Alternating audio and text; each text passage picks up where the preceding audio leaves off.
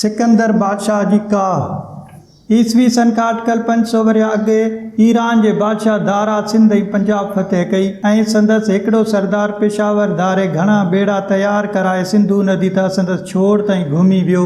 जॾहिं 200 वर पोइ ईरान जी शहनशाहत टुटी ऐं यूनान जी शहनशाहत क़ाइमु थी, तॾहिं सिकंदर बादशाह सुकीअ जे रस्ते मुल्क फतेह कंदो पंजाब में आयो ऐं उते जे राजा पोरस खे शिकस्त ॾेई वरी बि मुल्क संदसि हवाले कयाईं। तंहिंखां पोइ 2000 बेड़ा गॾु करे झेलम नदी मां लंघी सिंधु नदी में आयो ऐं आहा ॾेई सिंध में घिड़ियो। उन्हनि ॾींहनि में सिंध जी जुदा जुदा भाङनि में जुदा जुदा राजा हुआ। जीअं मथे बि चयो वियो आहे, अलूर जो राजा मिसिकनास पहिरियों अची पेश पियो, पोइ ब्राह्मणनि जी सलाह ते कंध कढाइण लॻो। तंहिं करे सिकंदर खेसि ऐं केतिरनि ब्राह्मणनि खे माराए छॾियो। जॾहिं सिकंदर सेवण वटि आयो तॾहिं उते जो राजा सामेस पाणी अची पेश पियो। उन्हीअ खां हेठि सिंध जे लाड़ वारो भाङो पटियाली जो राज हो। उन्हीअ जो राजा मीरस ड्रिप खां मुल्क छॾे भॼी वियो।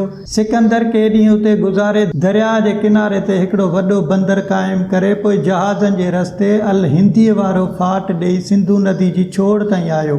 उतां वरी उभरंदी वारो फाट ॾेई मोटी साॻे बंदर ते आयो। घणो करे उहो उभरंदो फाट कच्छ जी रण सां ॻंढियल हो, जो उन्हनि ॾींहनि में हिकिड़ी वॾी ढंढ जी सूरत में हो, जंहिंमें सिंधु नदी जो छोड़ बि हो ऐं समुंड जो पाणी बि हो।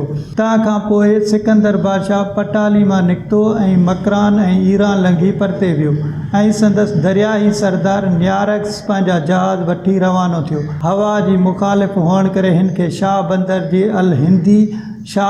जे अल हिंदी वारे भाङे खे ककराला सॾींदा हुआ। ककराले वटि 3 हफ़्ता रहणो पियो, पोइ समुंड जे रस्ते परते रवानो थियो, पर 2 वरहनि खां पोइ मरी वियो।